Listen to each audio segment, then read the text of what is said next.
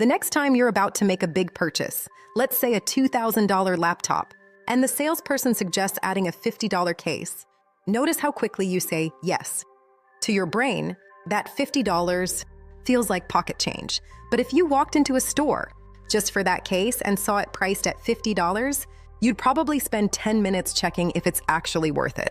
Your mind isn't analyzing the value of the money, it's only comparing it to the $2,000 you just spent. Suddenly, the expensive looks cheap and the mediocre looks terrible, all because of what you saw 2 minutes ago. The glitch in your judgment isn't about the product, it's about the lens. This is the contrast effect. It reveals a hidden flaw in human hardware. Your brain is incapable of evaluating anything in a vacuum. It must have a yardstick, and that yardstick is constantly being manipulated. To understand the mechanics of this error, we have to look at relative processing. Evolutionarily, we didn't need to know the exact weight of a stone or the precise temperature of a lake.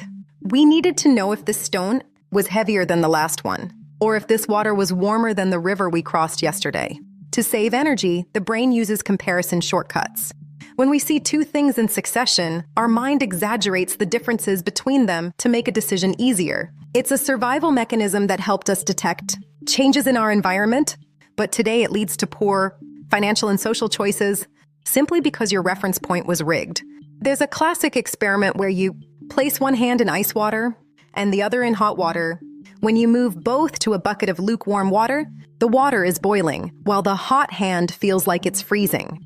Your brain literally distorts your physical senses just to create contrast with what came before. Mastering this mechanism requires you to strip away the context. First, isolate the decision. Before you buy an add-on or make a choice based on a comparison, stop and ask, would I make this exact same choice? And if it were the only thing I was doing today? This forces your mind to reset its lens and focus on absolute value.